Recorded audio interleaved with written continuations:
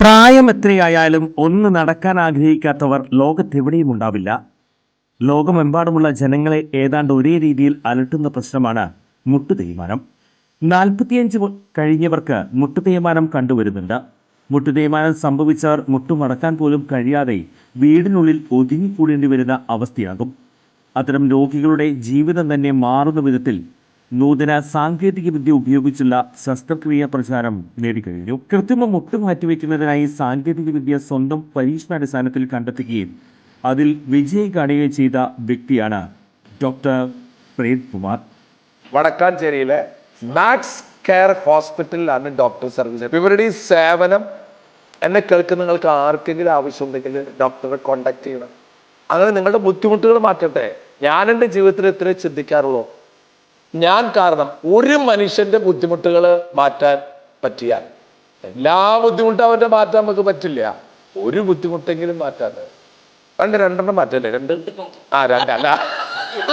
രണ്ട് ബുദ്ധിമുട്ട് മാറ്റാം കേട്ടാ. കാലിന്റെ മുട്ട് ബുദ്ധിമുട്ട് അത് നമ്മൾ മാറ്റി തരും.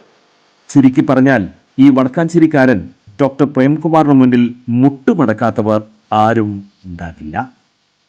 ISROയുടെ സ്പേസ് ഡോക്കിംഗ് പരീക്ഷണം വിജയകരമെന്ന് റിപ്പോർട്ടുകൾ. ബഹിരാകാശത്ത് വെച്ച് ടാർഗറ്റ്, ചേസർ എന്നീ ഉപഗ്രഹങ്ങൾ കൂട്ടിയോജിപ്പിച്ചാണ് ISRO പരീക്ഷണം വിജയിപ്പിച്ചത്. ഔദ്യോഗിക പ്രഖ്യാപനം ഉടൻ ഉണ്ടാകും.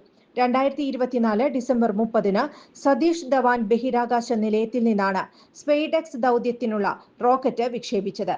220 കിലോഗ്രാം വീതം ഭാരമുള്ള ചേസർ അഥവാ SDX-01, ടാർഗറ്റ് അഥവാ SDX-02 എന്നിവയാണ് യോജിപ്പിച്ചത്. ഈ സാങ്കേതിക വിദ്യ കൈവരിക്കുന്ന 4ാമത്തെ രാജ്യമായി ഇന്ത്യ മാറും. റഷ്യ, US, ചൈന എന്നിവയാണ് ബഹിരാകാശത്ത് ഡോക്കിംഗ് സാധ്യമാക്കിയ മറ്റു രാജ്യങ്ങൾ. ബഹിരാകാശത്ത് വെച്ച് 2 ഉപഗ്രഹ ഭാഗങ്ങളെ കൂട്ടിയോജിപ്പിക്കാനുള്ള സാങ്കേതിക വിദ്യ സ്വന്തമാക്കാനുള്ള ഇന്ത്യയുടെ ദൗത്യമാണ് സ്പെയ്ഡെക്സ്. ഗഗൻയാൻ 2, ചന്ദ്രനിൽ നിന്ന് സാമ്പിൾ ഭൂമിയിലെത്തിക്കാനുള്ള ദൗത്യം, ബഹിരാകാശ നിലയം എന്നിവ ഉൾപ്പെടെ ഇന്ത്യയുടെ ഭാവി ബഹിരാകാശ ദൗത്യങ്ങൾക്ക് ഈ സാങ്കേതിക വിദ്യ നിർണായക പങ്കുവഹിക്കും. കൂടുതൽ വാർത്തകൾക്ക് ഞങ്ങളുടെ ചാനൽ സബ്സ്ക്രൈബ് ചെയ്യുക. ഫേസ്ബുക്ക് ഫോളോ അപ്പ് ചെയ്യുക. വാർത്തകൾ വേഗത്തിലറിയാൻ എനി ടൈം ന്യൂസ്.